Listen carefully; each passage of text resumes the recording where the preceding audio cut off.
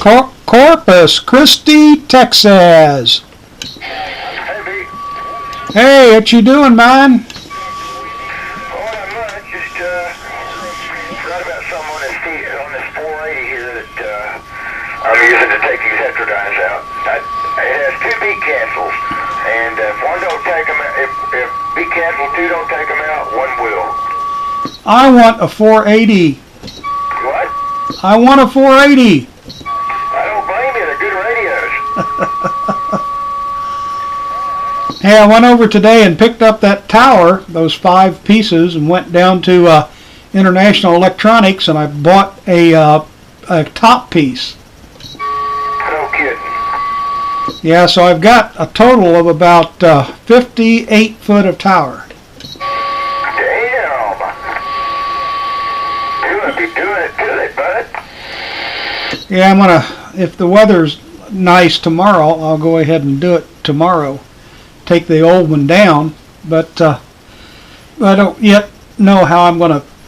I don't know if I'm gonna use the existing base and just put the. I also bought one of those bases for it, a flat base that you bolt down to the concrete. I don't know if I'm gonna use that or not, but I think I am.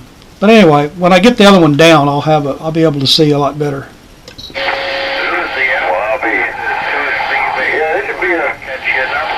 At this time right here with these two dumbasses throwing heterodynes, that'd be a good time to run your IC7000 up here, boy. That thing's a killer on heterodynes.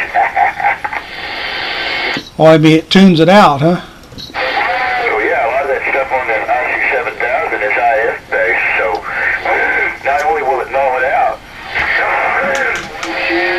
but it will cease to exist as a signal, period. That's the one thing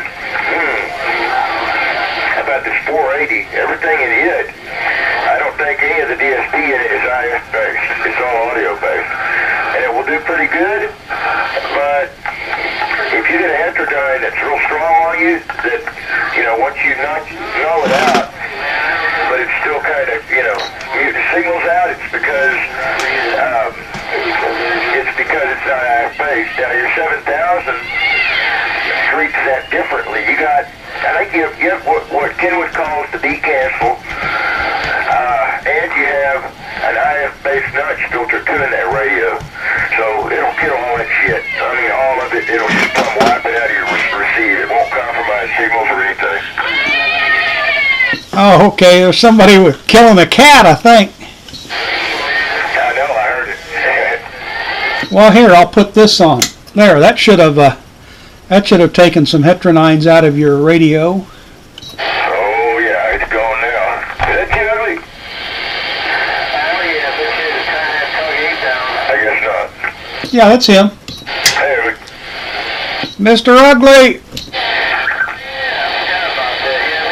Well, maybe that wasn't. Maybe that was just somebody out there in Skipland. I thought it was him.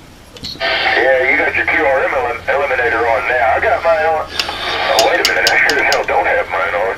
Hang on. Do I need it? If I need it, I'll click it in. Yeah, right. No, you don't need it at all. You're loud and strong.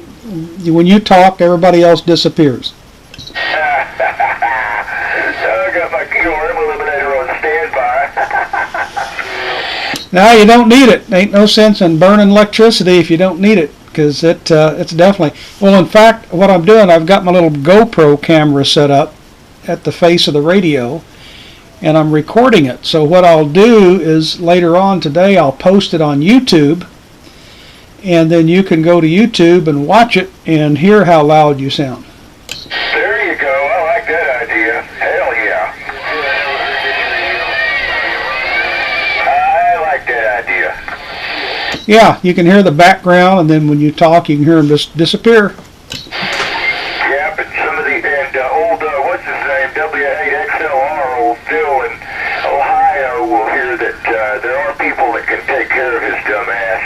All they got to do is, well, some of them don't even need their QRM eliminators to take care of him. I know people like Phil watch YouTube and watch all the operators on there and all, so, hey Phil, you're going to get a big surprise there a little later on there, buddy. Yeah, I figured I'd do this. I'll catch it later on tonight when everybody else is on. You know, when Bug Ugly and Lone Rabbit and all that those guys are on. That way you can hear what the different signals sounds like, and they can go watch it too to get an assessment of what they sound like compared to everybody else.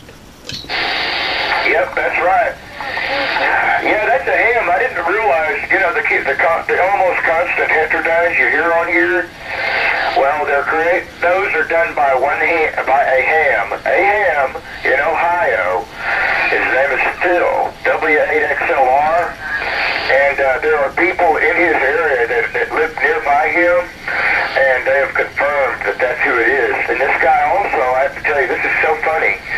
He's constantly preaching on EHAM and some of the other amateur websites about C-beers, and on the other hand, he's the one that's guilty of a lot of the heterodynes and shit on here. Ain't that something?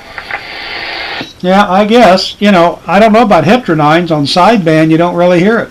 I do, all the time here. He's constantly throwing carriers here. And I didn't realize that some ham would want to you know, tarnish the reputation of the amateur hobby by coming here and constantly doing